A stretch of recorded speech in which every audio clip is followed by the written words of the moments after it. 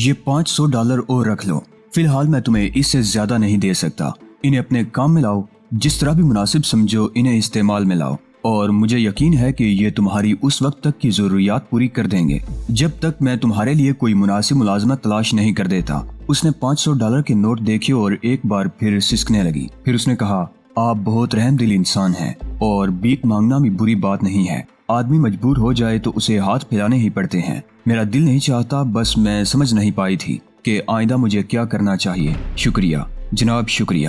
آپ یقین کیجئے کہ میں نے زندگی میں کبھی $500 یکجا نہیں دیکھے۔ بہت غریب ہیں ہم لوگ۔ اصولی طور پر یہ ڈالر دیکھ کر مجھے بے ہوش ہو جانا چاہیے، لیکن جناب ایسی بات نہیں ہے۔ میں صاحب دل ہوں۔ میں جانتی ہوں کہ آپ مجھ پر صرف رحم کر رہے ہیں۔ اب اس موضوع کو ترک کر دو۔ ہاں، یہ بتاؤ کیا تم نے گووے کا رخ بھی کیا ہے؟ اوہ نہیں، وہ بہت خوفناک جگہ ہے، اتنی خوفناک کہ وہاں صرف موت کا تصور کیا جا سکتا ہے۔ دراصل وہ آزاد علاقہ ہے، اور پولیس بھی وہاں کے معاملات میں مداخلت نہیں کرتی۔ کچھ عجیب سا ماحول ہے وہاں کا۔ کبھی تم وہاں گئی ہو؟ نہیں، کبھی نہیں، اور نہ ہی میری اتنی ہمت ہے۔ میں تھوڑی دیر تک اس سے باتیں کرتا رہا۔ اس طرح تنہائی کے لمحات کچھ شگفتہ ہو گئے تھے۔ پھر جب میں نے اسے دروازے میں رخصت کیا تو اس نے اچانک ہی میرا ہاتھ پکڑ کر ہونٹوں سے لگا لیا، اور اس کے بعد تیزی سے مڑ کر واپس چلی گئی۔ میں نے اسے اس کا پتہ لے لیا تھا۔ لڑکی کے جانے کے بعد میں دیر تک اس کے حالات کے بارے میں سوچتا رہا۔ دکھ کہاں نہیں ہے، ہر جگہ ہے، ہر جگہ۔ البتہ میں نے دل میں آخری فیصلہ یہی کیا تھا کہ جس طرح بھی ممکن ہو سکا کم از کم اس کے لیے کوئی جگہ بنا کر یہاں سے واپس جاؤں گا۔ حالانکہ یہ سب کچھ میرے مقصد کے خلاف تھا، لیکن جذبے تو انسان کو قدرت کا عطیہ ہوتے ہیں۔ سارے کام اپنی جگہ، اور یہ چھوٹے موٹے کام اپنی جگہ، اور اب اس کے بعد میرے پاس اس کے علاوہ سوچنے کے لیے اور کچھ نہیں تھا کہ مجھے گووے جانا ہے اور وہاں پروفیسر سارکو کو تلاش کر کے عامر جلالی کے بارے میں تفصیلات معلوم کرنی ہے، تاکہ آگے چل کر فیروز گاتا کے سلسلے میں مؤثر انداز میں کام کر سکوں۔ دیکھنا یہ تھا کہ اس بار تقدیر نے میری کامیابی لکھی ہے یا ناکامی۔ میرے وطن میں زندگی جیسی بھی تھی، حالات جیسے بھی تھے، لیکن بہرطور میں نے اپنے لیے بہترین جگہ بنا لی تھی، اور اپنے چاروں دوستوں کے ساتھ ہر اس تفریح میں حصہ لیتا رہا تھا جو میری پسند کی ہو۔ یہ دوسری بات ہے کہ کچھ لوگوں کا خوف ہمیشہ دامن گیر رہا، لیکن غالباً یہ میری ذہانت تھی جس نے مجھے ہمیشہ خطرات سے دور رکھا، اور میں جو کچھ کرتا رہا اس کی ہوا کبھی کسی ایسے انداز میں کسی کے کانوں تک نہ پہنچی کہ مجھے قانون کی گرفت میں لیا جا سکتا۔ اور یہ بات تو میں بار بار کہہ چکا ہوں کہ میں اپنی اس فطرت کو تبدیل نہیں کر سکتا تھا۔ وہ نیلا رنگ جو میری زندگی میں ایک نمایاں حیثیت رکھتا تھا، میرے ہمیشہ راستے روکتا تھا۔ اگر کبھی ذہن میں کوئی ایسا احساس پیدا بھی ہوا جس کے تحت میں نے یہ سوچا کہ زندگی اس انداز میں گزارنے کی چیز نہیں ہے جس انداز میں میں گزار رہا ہوں، تو نیلے رنگ نے مجھے روک دیا۔ اور ممکن تھا کہ اگر یہ لالو نہار جاری رہتی تو میری فطرت نہ جانے کون سا روپ اختیار کر لیتی، اور ایسے وقت میں مجھے شہباز احمد صاحب نے سہارا دے کر سچی بات یہ ہے کہ زندگی کے بہتر راستوں پر لگا دیا تھا۔ یعنی میں وہ کچھ بھی کر سکتا تھا جو میری فطرت کے مطابق تھا۔ اس کے بعد نیک نام انسان بھی کہا جا سکتا تھا۔ پتہ نہیں شہباز احمد صاحب کو اس سلسلے میں کیا سوجی تھی، یا میری تقدیر کا یہ کون سا حصہ تھا جس نے مجھے شہباز احمد صاحب جیسے آدمی کے حوالے کر دیا تھا۔ اس کے بعد جو کچھ ہوا وہ میری پسند سے مختلف نہیں تھا۔ گو اپنے چاروں دوستوں کو مجھے اپنے ہی شہر میں چھوڑنا پڑا تھا، اور نہ جانے کہاں کہاں جا کر کام کرنا پڑا تھا، لیکن جہاں بھی میں جاتا وہاں میری زندگی تفریحات اور دلچسپیوں سے خالی نہیں ہوتی تھی۔ اب تک جتنے واقعات پیش آئے تھے ان میں میری پسند کے تمام پہلو موجود تھے۔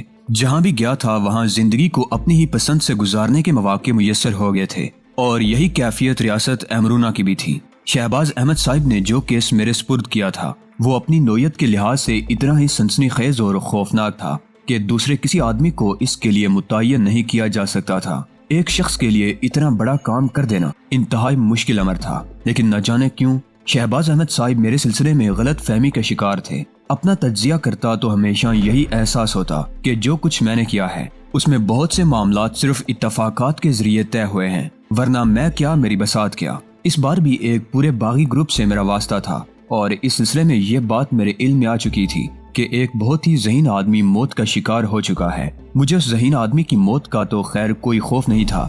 ظاہر ہے زندگی اور موت کا تو مسئلہ ہی بالکل مختلف ہو جاتا ہے، لیکن بہرطور یہاں آنے کے بعد جو تمام چیزیں دیکھی تھیں ان سے ایک عجیب سا احساس ہوا تھا، اور اس بات کا میں نے دل ہی دل میں اعتراف کیا تھا کہ یہ جگہ بھی تمام تر دلچسپیوں سے خالی نہیں ہے۔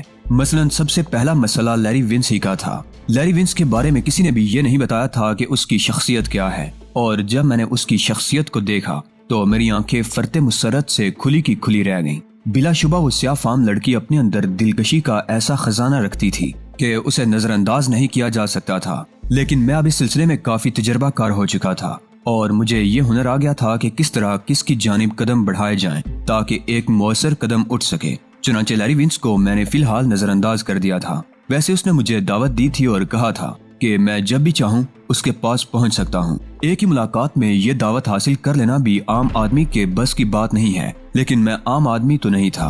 बहरतौर उस वक्त मैंने तमाम मसाइल बुला दिए थे और सिर्फ गोवे के बारे में सोच रहा था। वो लड़की उस वक्त भी मेरे जहन में ताज़ा थी जिसने अजीबो गरीब अंदाज में मुझसे मुलाकात की थी और एक अनोखी कैफियत का शिकार होकर चली गई थी। बहरतौर वो इस काबिल थी कि उसका एहतराम किया जाए और मैंने उसका एहतराम किया था। लेकिन अब तमाम चीजें बुलाकर गोवे के बारे में सोच रहा था। फैसला ये करना था कि गोवे में मेरा दाखिला किस हैसियत से होना चाहिए। बहुत से मंसूबे जहन में आए थे। एक बेवकूफ शख्स की हैसियत से, जैसे एक बावला शहर में आ गया हो, गोवे में दाखिला कैसा रहेगा, लेकिन इस तरह अच्छी खासी मार खा जाऊंगा। अगर बेवकूफ होने के बावजूद बहुत ज्यादा जहानत का मुजाहरा किया तो लोग मेरे बारे में शुबे का शिकार हो जाएंगे। और जो कुछ मुझे गोवे के बारे में मालूम हो चुका था वो यही था कि वहाँ हर शख्स पर गहरी निगाह रखी जाती है और रियासत एमरूना के सरबराह ने गोवे को बागियों का इलाका करार दे दिया है और उन्हें इजाजत दी है कि वहाँ वो जो दिल चाहे कर सकते हैं। बड़ी अजीबो गरीब कहानी थी।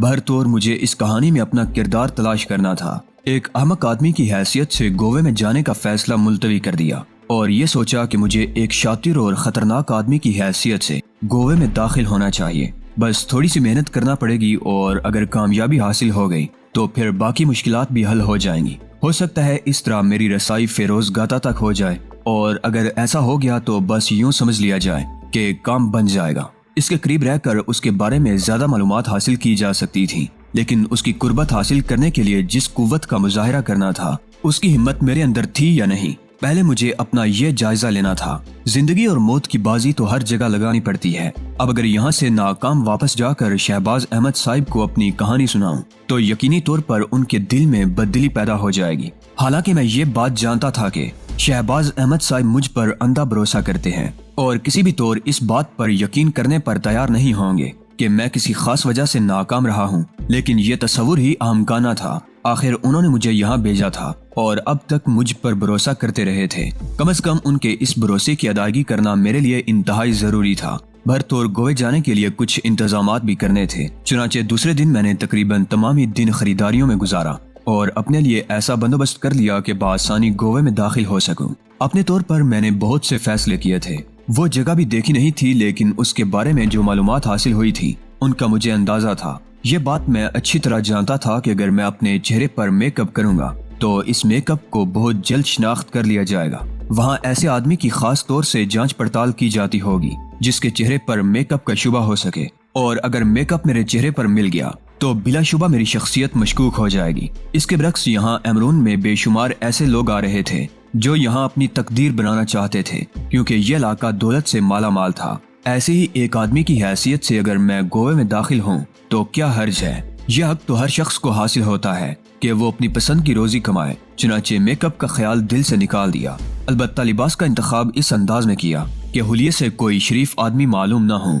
और उस वक्त मैं अमेरिका के एक गवाले की सी शक्ल इख्तियार करने के बाद अकड़ता हुआ गोवे की जानिब जा रहा था। एक टैक्सी ने मुझे गोवे के इलाके में छोड़ दिया। टैक्सी ड्राइवर ने गोवे की सरहद से दूर ही मुझे टैक्सी से उतार दिया था। जाते हुए उसने ये बात मुझसे कह दी थी कि वो गोवे में दाखिल नहीं होगा। टैक्सी ड्राइवर से मैंने गोवे के बारे में मालूमात हासिल करना पसंद नहीं की थी। ये बात मैं जानता था कि जो कुछ यहाँ हो रहा है उसके तहत कौन शख्स मशकूक है और कौन साफ सुथरा है, इसका फैसला करना एक मुमकिन काम नहीं है। भरतौर मैंने इस इलाके को दूर से देखा। टैक्सी का बिल अदा करने के बाद मैं उस तरफ बढ़ गया था। गालिबन ये एमरून की पुरानी आबादी थी। इलाका इतना ज्यादा बदनुमा तो नहीं था जितनी इसके बारे में कहानियां बताई गई थी। ये आम इलाके की तरह यहाँ भी जिंदगी रवां दवां थी। पुरानी तर्ज की इमारतों को खूब आरास्ता कर लिया गया। बेशक इनकी तर्ज तामीर पुरानी थी, लेकिन उनके अंदर जो कुछ नजर आ रहा था वो बहुत खूब था। ये एक अजीबो गरीब चक्कर था। जो अभी तक मेरी समझ से बाहर था। पता नहीं रियासत एमरून के सरबराह को इस इलाके में बागियों की परवरिश की क्या सूझी थी, या फिर वो बराह रास्त अभी बागियों से टक्कर नहीं चाहता था उस वक्त तक जब तक कि सूरत हाल बेहतर न कर ले। आफ्ताब कमाल से मुझे जो कुछ मालूम हुआ था उसका मुझे बखूबी अंदाजा था। भरतौर गोवे में दाखिल हुआ और एक अजीबो गरीब जगह से गुजरकर मैं गोवे की उस बड़ी वसी और इस बस्ती में पहुंच गया जहां बागियों के ग्रोह परवरिश पा रहे थे। मैं एक सड़क से गुजरने लगा। मुझे हल्की हल्की तालियों की आवाज सुनाई दी थी। बहुत से नौजवान जो पुराने किस्म के लिबास में मलबूस थे एक कतार में खड़े तालियां बजा रहे थे। चंद लम्हों के बाद मुझे उनके दरमियान से गुजरना था। तालियां बजाने की वजह मेरी समझ में नहीं आई, लेकिन उनकी निगाहें मुझ पर मरकूज थी। उनकी तादाद तकरीबन 20 थी और वो 10-10 की तादाद में सड़क के दोनों जानिब खड़े हुए थे, जो बहुत ज्यादा चौड़ी नहीं थी।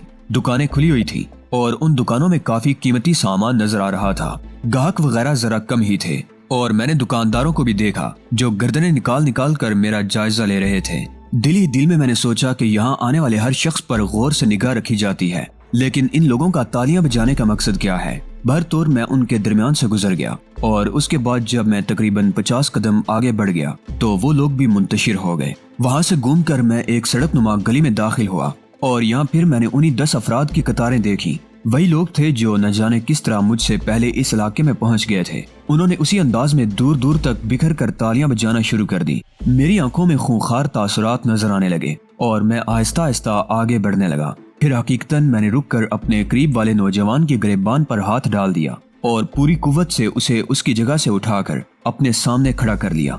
वैसे भी वो ज्यादा वजनी या ताकतवर नौजवान नहीं था। उसके चेहरे पर एक अजीब सी कैफियत नमूदार हो गई। मैं इस सिलसिले में बिल्कुल होशियार था कि बाकी अफराद मुझ पर हमला भी कर सकते हैं। अगर ऐसा होता तो उस वक्त मुझे एक बेहतरीन जंग का मुजाहरा करना होता, लेकिन अचानक ही वो खामोश हो गए थे और वो नौजवान जिसे मैंने उठाकर अपने सामने रखा था सहमी हुई निगाहों से मुझे देख रहा था। ये क्या बदतमीजी है, मैंने उससे सवाल किया। हम तुम्हारा इस्तकबाल कर रहे हैं, उसने सहमे हुए से लहजे में कहा। किसने कहा है तुमसे मेरा इस्तकबाल करने के लिए, और क्यों इस्तकबाल कर रहे हो? हम तुम्हें अपनी आबादियों में खुशामदीद कह रहे हैं। तुम उधर से आने वाले हो ना? क्या उधर से आने वाले हर शख्स को तुम खुशामदीद कहते हो? पता नहीं, उसने जवाब दिया। फिर आहिस्ता से बोला, मेरा गिरबान छोड़ दो। अगर मेरा लिबास फट गया तो इसका पूरा पूरा मुआवजा तुम्हें कानूनी तौर पर अदा करना पड़ेगा, और अगर तुम्हारा सर फट गया तो इसका क्या मुआवजा होगा पहले से बता दो। बिला वजह अपना वक्त और ताकत जाया कर रहे हो तुम।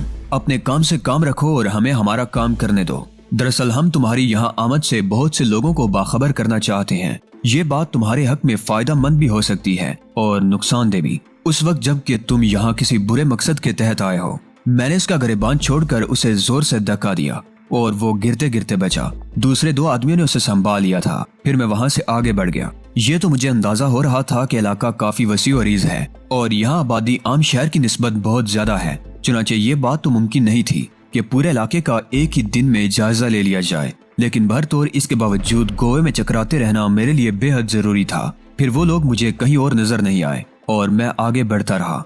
जिंदगी के मामूल में यहाँ कोई ऐसी नुमायां तब्दीली नहीं थी जिसकी बिना पर इस इलाके को बहुत अजीबो गरीब कहा जा सके, सिवाय इब्तदाई मरहले के। गलियां, सड़कें, बाजार, मकान और उनके दरमियान चलते फिरते लोग जो बज़ाहिर बागी नजर नहीं आते थे और आम अंदाज में जिंदगी बसर करते थे। जिंदगी के दूसरे मामलात भी यहाँ मामूल के मुताबिक ही जारी थे। न जाने क्यों इस इलाके को इतना अजीबो गरीब कहा जाता था। वैसे इब्तदा में तो मुझे काफी अजीब सा महसूस हुआ था, लेकिन ज्यों ज्यों आगे बढ़ता रहा था यूं लग रहा था जैसे जिंदगी बिल्कुल नॉर्मल है। फिर एक छोटे से चौक में जाकर मैं रुक गया और मैंने एक निगाह दुकानों पर डाली। निगाह घूमती हुई एक समत पहुंची तो मुझे 4 अफराद नजर आए। चारों के चारों अपने अपने मुंह में मोटे मोटे सिगार दबाए हुए थे और उनके हाथों में जदीद साख्त की छोटी राइफलें दबी हुई थी जिनका रुख मेरी ही जानिब था।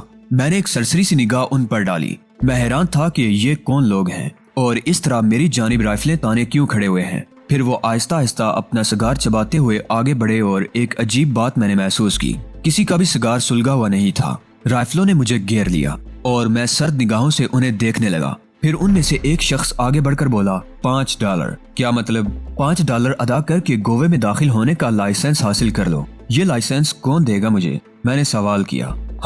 हमें इसका हक हासिल है, $5 बराए कर्म, और अगर मैं अदा ना करूं तो गैर महफूज रहोगे। हर जगह तुम्हें खतरात पेश आ सकते हैं। मैं खतरों का खिलाड़ी हूँ, समझे? ठीक है, लेकिन गोवे के कुछ कवानीन हैं और उनकी पाबंदी तुम्हें करना पड़ेगी। यानी $5 मेरे लिए अदा करना बेहद जरूरी है। वो तो तुम्हारे अपने फायदे के लिए है, लेकिन तुम्हारी तलाशी लेना हमारा हक है और हमें इसकी इजाजत हासिल है। अगर दिल चाहे तो किसी से मालूम कर लो, वरना बिला वजह नुकसान उठाओगे। मैंने एक लम्हे के लिए कुछ सोचा और फिर अपने दोनों हाथ बुलंद कर दिए। ये भी एक बहुत अच्छी बात थी कि उन लोगों को आहिस्ता आहिस्ता मेरी जानिब से इत्मीनान हो जाए और वो ये समझ लें कि मैं आसानी से उनके जाल में फंसने वाला नहीं हूँ। मैंने हाथ बुलंद किए और उन्होंने मेरी तलाशी लेना शुरू कर दी। मेरी जेब में अच्छी खासी तादाद में नोट मौजूद थे जिन्हें उन्होंने छूने की कोशिश नहीं की। अलबत्ता मैंने दिल में ये सोचा था कि अगर कोई ऐसी कार्रवाई की गई तो फिर यहीं से कुछ न कुछ आगाज कर दिया जाएगा। जाहिर है यहाँ लुटने के लिए तो नहीं आया था, लेकिन हैरतनाक तरीके से उन्होंने मेरे नोटों को हाथ नहीं लगाया,